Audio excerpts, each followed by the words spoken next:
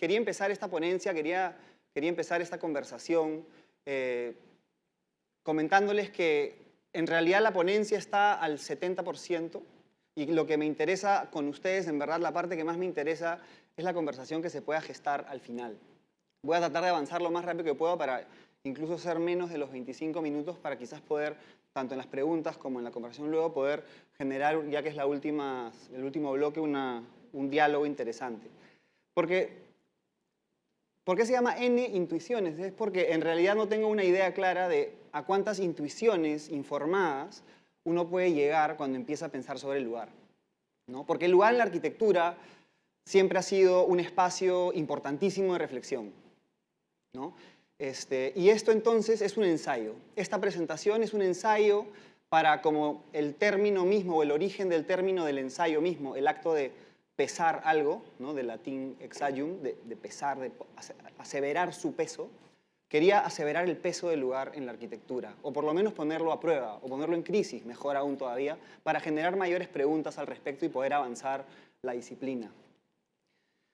Como esto es una charla principalmente de teoría, no tanto de proyecto, pero usa el proyecto como un espacio de reflexión, como lo hacemos todos los arquitectos, quizás valía la pena empezar con esto, como tantos otros profesores de historia podrían haber hecho para empezar con quizás los orígenes de la arquitectura, el inicio de la arquitectura, que está inexorablemente ligada al lugar, que nace del lugar, que aparece en el lugar, ¿no? Que hay esta relación imbricada entre arquitectura y lugar, ¿no? O una cita, podía empezar con una cita. La arquitectura surge cuando se elige un sitio, de Vittorio Gregotti, ¿no? Quizás, ¿no? Se elige el sitio primero, el sitio siempre está primero, precede a la arquitectura, y eso me parece interesante. O podía usar una referencia, ¿no? Pero quizás una referencia internacional o una referencia europea o fuera de Perú no era lo más apropiado. Podría usar otra referencia para empezar con esta reflexión. ¿Cuál es la idea que hay detrás del lugar, las arquitecturas que nos han precedido, las construcciones que nos han precedido, ¿no? ¿Cuál es la idea de entender un territorio, ese territorio en el que nos vamos a ver inmersos al terminar la carrera, tanto fuera de la ciudad de Lima como dentro de ella?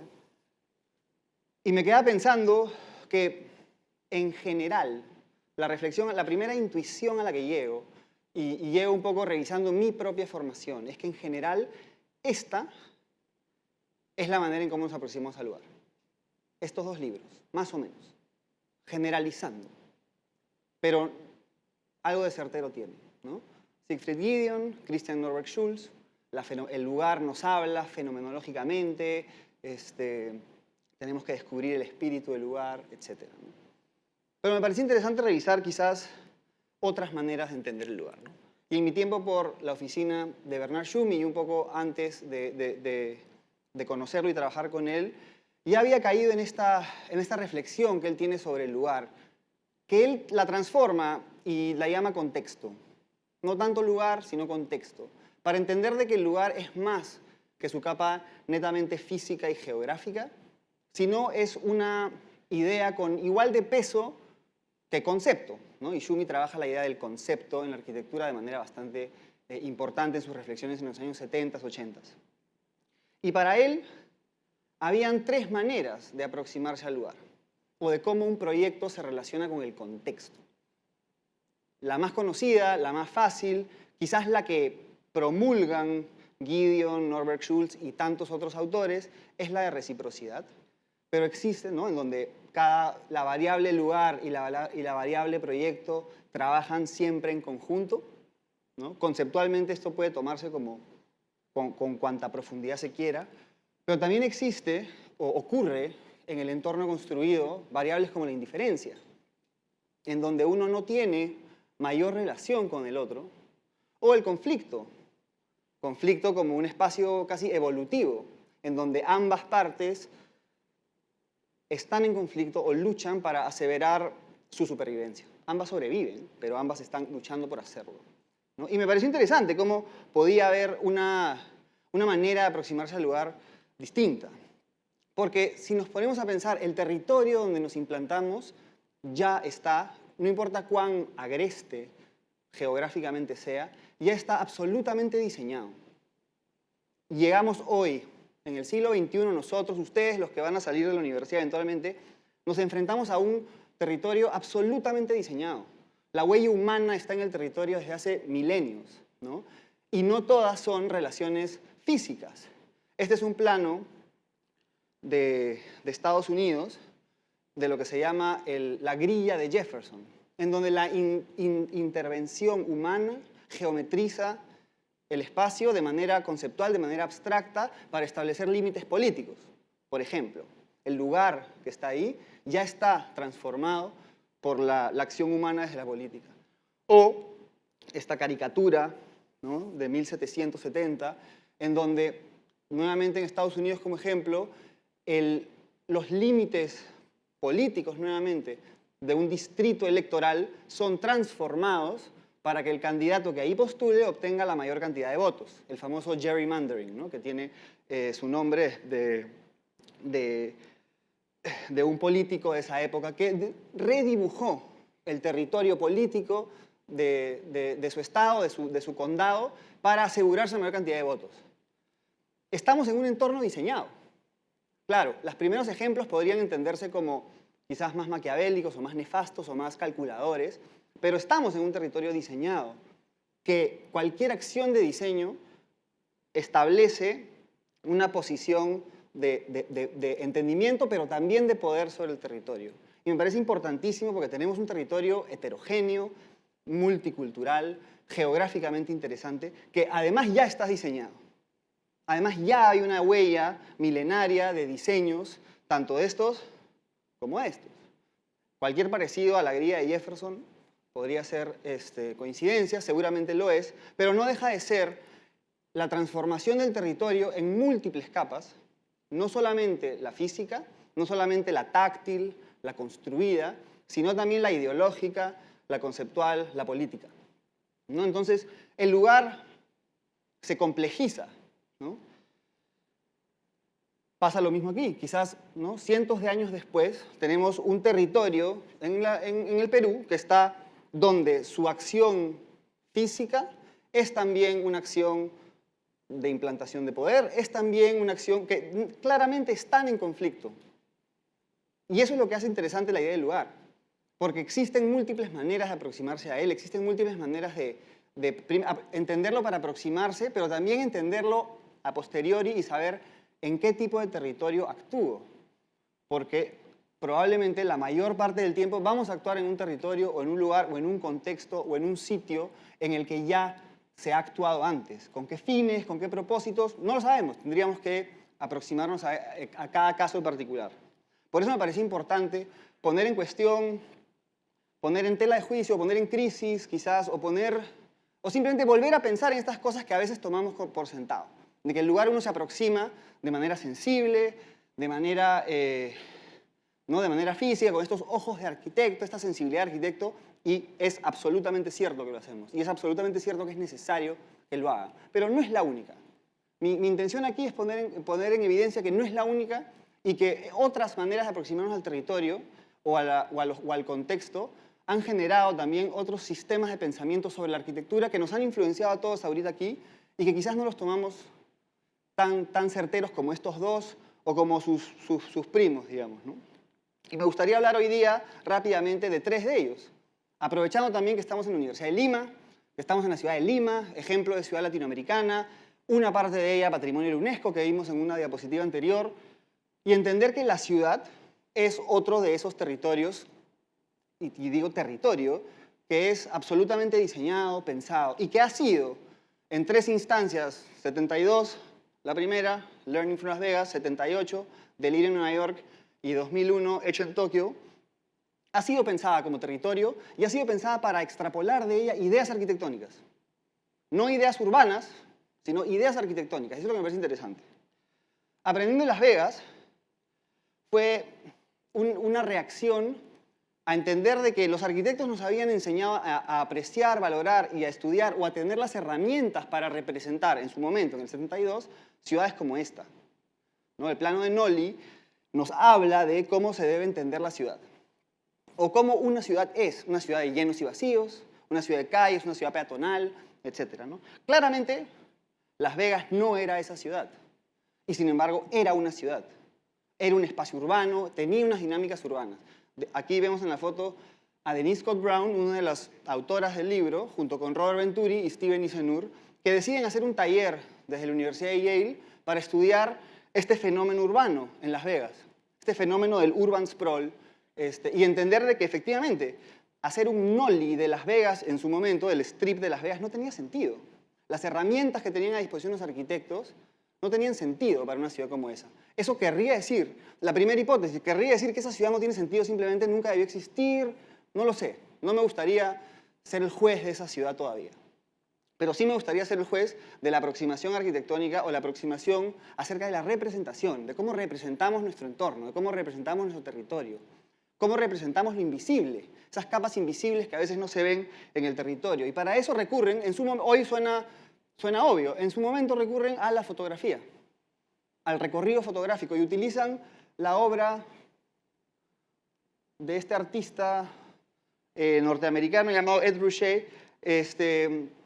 que retrata, por ejemplo, estos estacionamientos, y donde uno, si lo ve bien, puede entender que mirando las manchas de aceite te das cuenta de la intensidad del uso del espacio, por ejemplo, y cómo la mancha de aceite es más cargada acerca del programa arquitectónico de este pedazo de obra arquitectónica, ¿no? Este pedazo de construcción, ¿no? O todos los edificios en Sunset Boulevard, una manera desplegable de entender esta condición urbana que claramente estaba hecha para el automóvil, que claramente estaba hecha para otro tipo de escala, ¿no?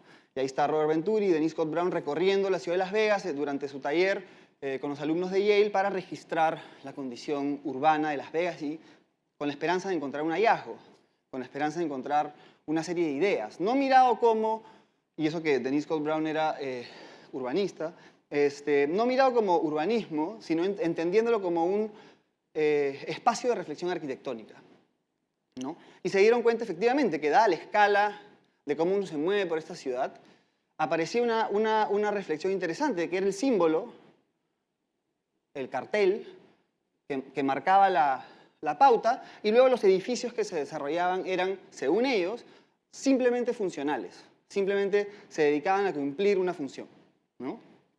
Pero Learning from Las Vegas tiene una trampa, porque no es un libro sobre Las Vegas. La segunda parte de Learning from Las Vegas, después de hablar sobre el taller, habla sobre una teoría arquitectónica que elaboran en base a sus reconocimientos de Las Vegas y que habla de dos tipologías arquitectónicas que ellos reconocen como imperantes en su momento. Estas son el pato y el cobertizo decorado, ¿no? Entonces, en este edificio, en Long Island, ¿qué creen que pasaba en ese edificio? ¿Qué creen que ocurría? ¿Cuál era el programa de este edificio? Vendían patos, vendían huevos de pato, carne de patos, vendían, ¿no? El edificio se convertía en el símbolo de aquello que era. Programáticamente, representativamente, como ustedes quieran, ¿no? Mientras que la tipología arquitectónica de un espacio como Las Vegas operaba donde el símbolo estaba separado del edificio o el símbolo estaba aplicado al edificio, el cobertizo decorado. Dos tipologías arquitectónicas que nos persiguen hasta hoy y están dando vueltas hasta hoy, ¿no? Entonces, ¿cuál era la reflexión? Para eso ellos utilizan su propia obra arquitectónica, aquí a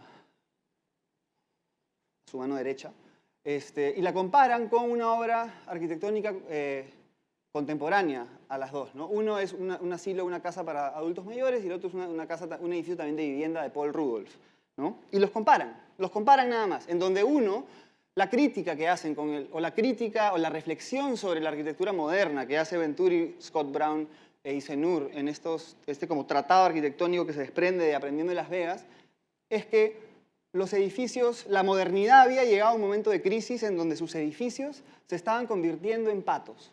Es decir, eran el símbolo de una arquitectura funcional, una arquitectura fabril, una arquitectura que era una manera de operar. No lo decía peyorativamente, simplemente lo decía como un hecho. Algunos edificios de la modernidad se habían convertido en patos. Hay un pat, ¿no? Estos ductos, ¿no?, de ventilación, que también cargan la estructura y demás, en verdad son los closets o las pequeñas cocinas de los pequeños departamentos. Y sin embargo, hacia afuera, ¿no?, tenían esta construcción simbólica de ser fábricas, ¿no? Pero claramente eran edificios de vivienda. Mientras que, por otro lado, su edificio era, según ellos, honesto. Aquello que la arquitectura moderna proclamaba ser, el de ellos sí lo era. Tenía proporciones palaciegas desde el Renacimiento italiano, las ventanas, eran perforaciones, no eran como operaciones en el muro, etc. Era una diferencia de estas dos tipologías, el patio y el cobertizo decorado, como una reflexión posterior a lo que aparece en Las Vegas. Nada de esto tiene que ver con Las Vegas, pero sí tiene que ver con la acción representativa de la arquitectura, tanto desde su forma terminada hasta cómo la represento en dibujos, fotografías, planos.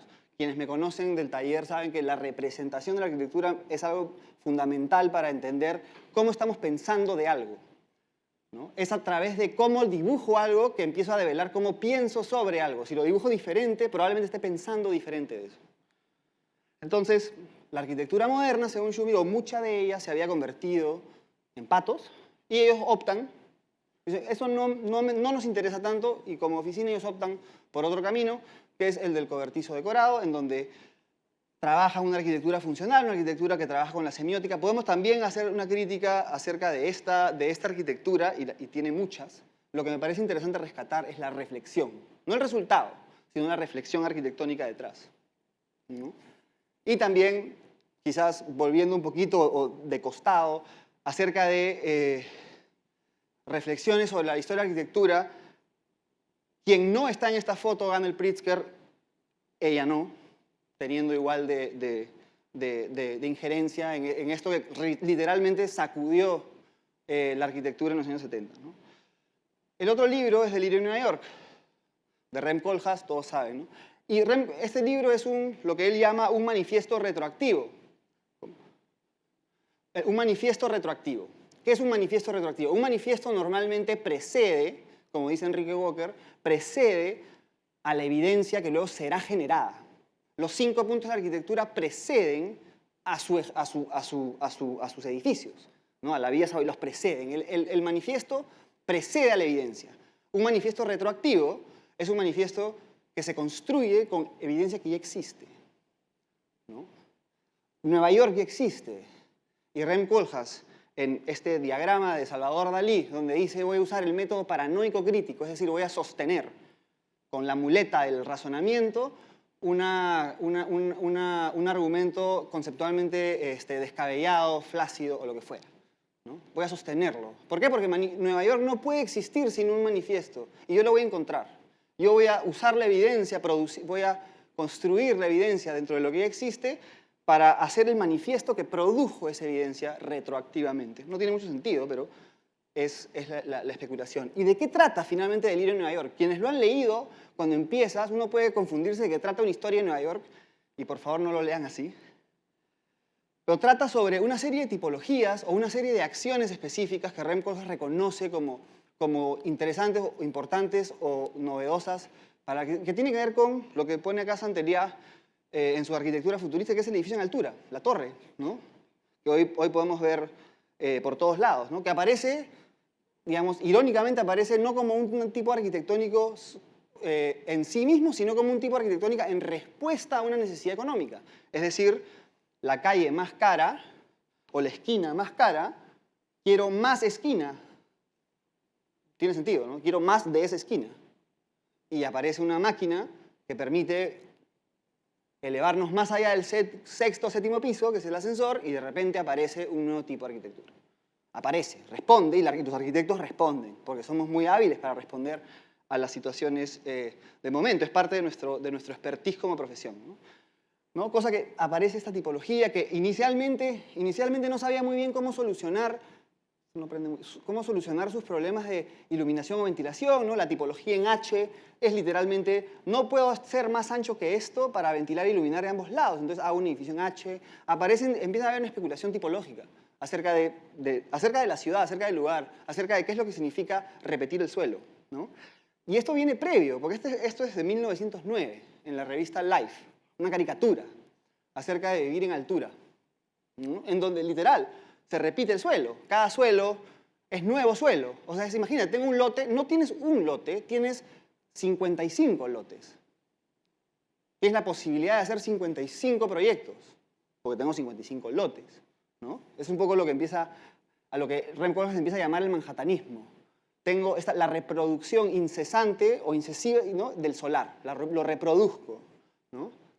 Y utiliza un ejemplo, un edificio en Nueva York, el Club Atlético de Downtown, en donde, si nos damos cuenta, es un edificio, hoy lo llamaríamos un edificio de uso mixto, ¿no? O de programas mixtos. Tiene una piscina, tiene un gimnasio, tiene canchas de squash, ahí está, no sé si no se lee tan bien, pero dice golf, tiene viviendas, tiene todo, es un edificio de uso mixto, un edificio, ¿no? Si reproduces el solar incesantemente, indistinto a lo que hay debajo, a lo que hay arriba, como idea del manhattanismo, ¿no? Lo reproduces, cada piso es un nuevo suelo, cada piso es un nuevo cero casi, ¿no? Y ahí está la famosa frase de Delirio en Nueva York, ¿no? Es comer ostras desnudos con guantes de box en el piso N. Así como hay N pisos, también estoy teniendo N intuiciones sobre el lugar, de qué pasa qué podemos empezar a pensar acerca del contexto, acerca del lugar, cómo lo podemos usar para hablar de arquitectura, para sacar ideas de arquitectura, que no sean solamente ideas de un proyecto, sino sean ideas que nos pertenezcan como disciplina, como cuerpo disciplinar, ¿no? ¿Qué es lo que hacía que Downtown Athletic Club entre en la categoría del manhattanismo, que era la última parte de su condición de manifiesto retroactivo, o una de ellas? Era que esta repetición incesante del solar o del terreno o del lote estaba camuflada dentro de la envolvente homogénea de un edificio. Porque yo veo aquí, acá hay un edificio, ¿no? No tengo cómo saber. Separa la máxima forma así de función, la separa, la vuelve a separar. Ya no necesito mostrar lo que hay dentro, puedo resolverlo de otra manera. El ascensor se abre y yo tengo un campo de golf, el ascensor se abre, tengo una piscina, ¿no? Es delirante la premisa, ¿no? Me parece interesantísimo cómo también nosotros hemos sido, o nuestro territorio hemos sido capaces de reproducir o maximizar el suelo. Se puede reproducir nuevo suelo.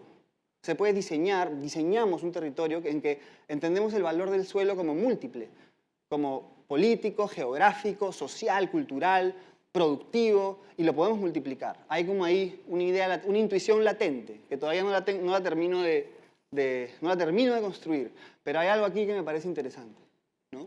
Entonces, claro, se reproduce el solar, aparece la idea del manhattanismo, y Rem Koolhaas no es ajeno a eso, reproduce casi exactamente el corte del Club Atlético para su propuesta del Parque de la Villette en 1982, ¿no?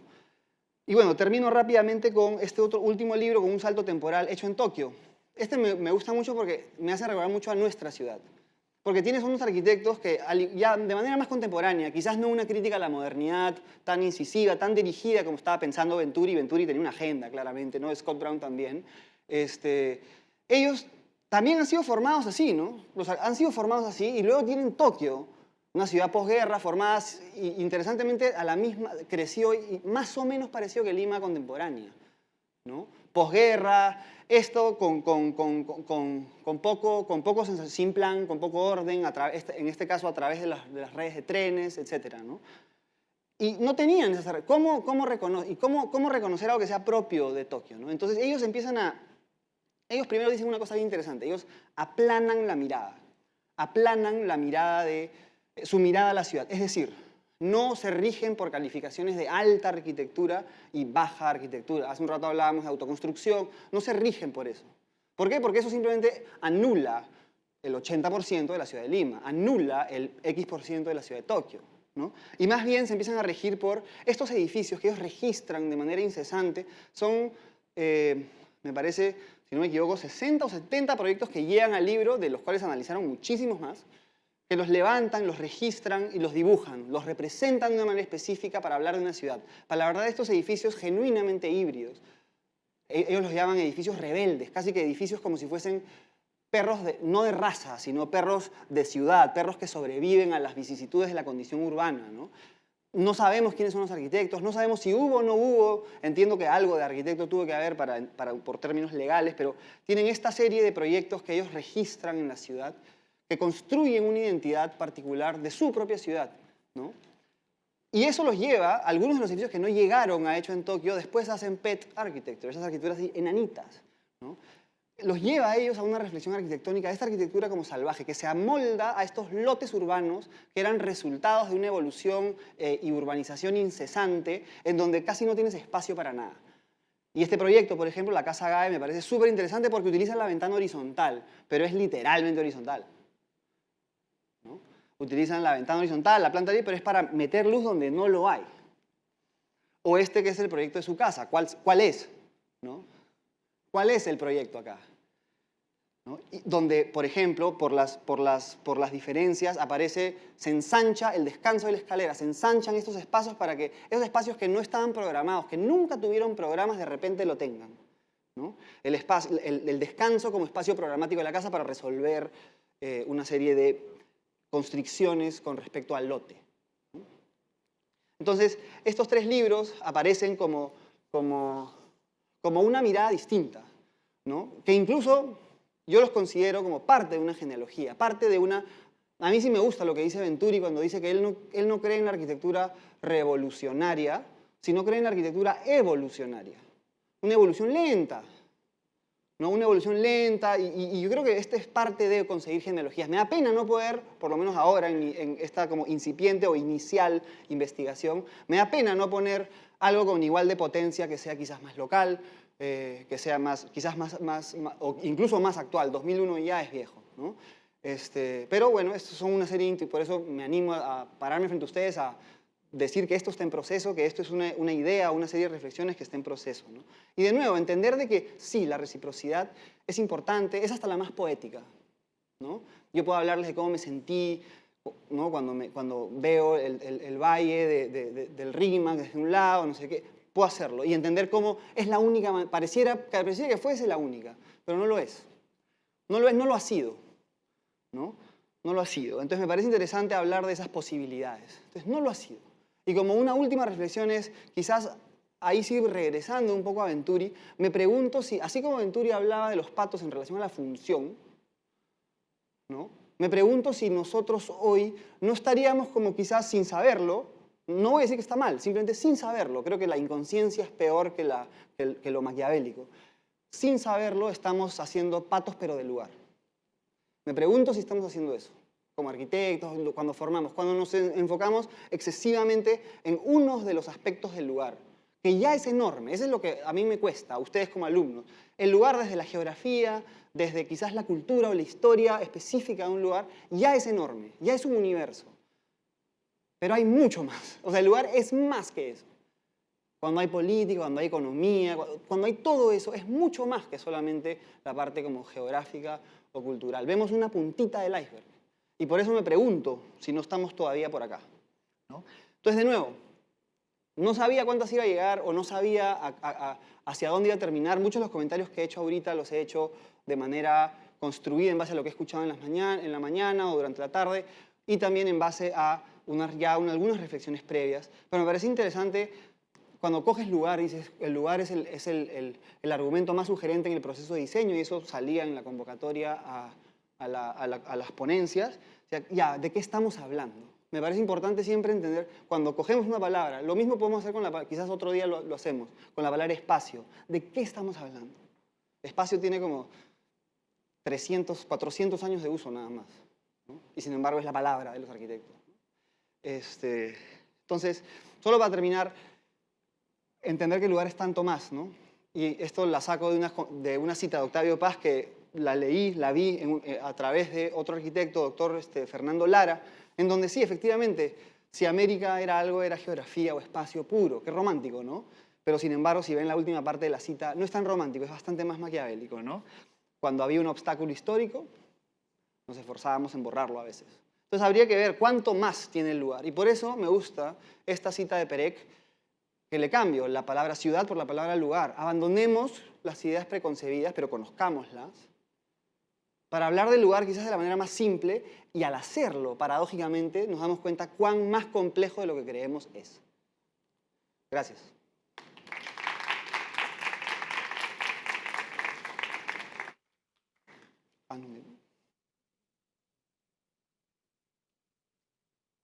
Muchas gracias, Sebastián, por tu súper interesante presentación.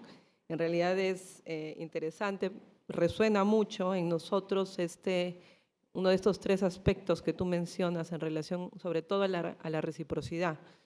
Es interesante poder ver cómo desde tres miradas locales, particulares, en tres periodos de tiempo específicos, nos podemos permitir hablar de nuestro contexto local, pero también tejerlo desde una manera global.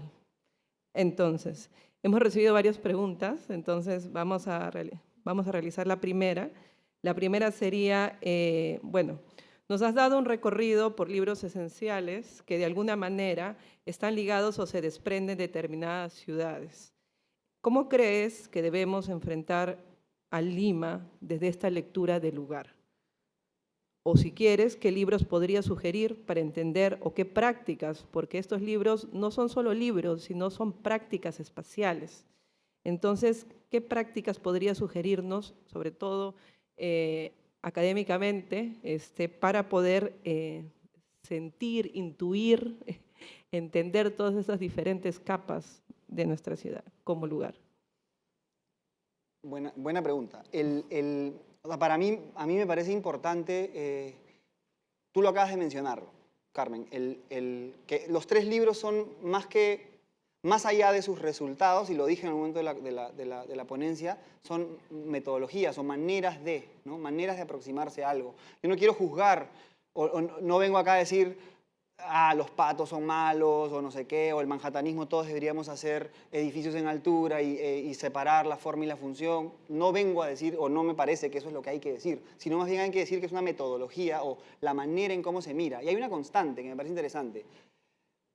Hecho en Tokio, usa Aprendiendo de Las Vegas para mirar, y la metodología que me parece interesante es esa, la que ellos dicen de aplanar la mirada. O sea, es decir, poner en un mismo nivel las arquitecturas, porque si nos ponemos a pensar, la arquitectura finalmente es una disciplina. O sea, nosotros podemos ver la arquitectura prehispánica y entender que hay arquitectura prehispánica, pero lo estamos viendo como una arquitectura que es europea. O sea, la disciplina, el corpus disciplinario arquitectónico, los libros de historia, es difícil encontrar, hay pocos.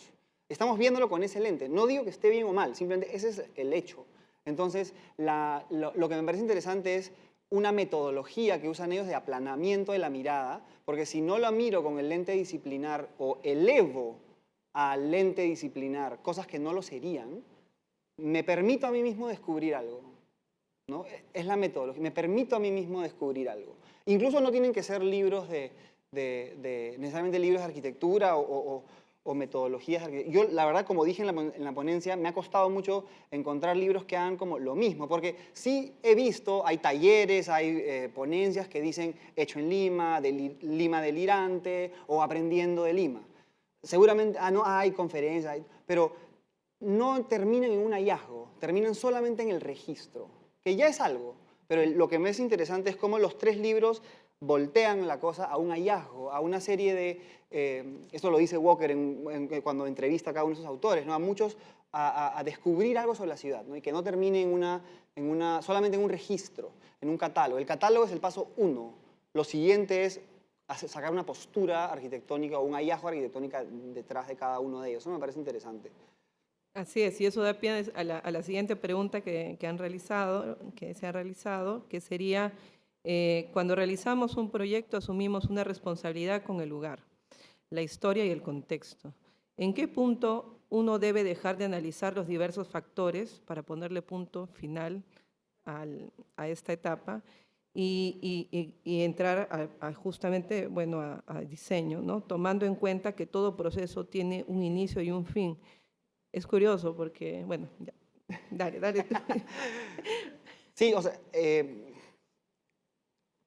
depende cómo mires el proceso de producción del diseño arquitectónico, ¿no? O sea, si lo ves secuencial o si nos imaginamos cualquier ponencia de un proyecto, todas, o sea, podría estar cómodo diciendo que el 99% de ellas, para no decir la totalidad, el 99% de ellas empiezan con el lugar, por ejemplo.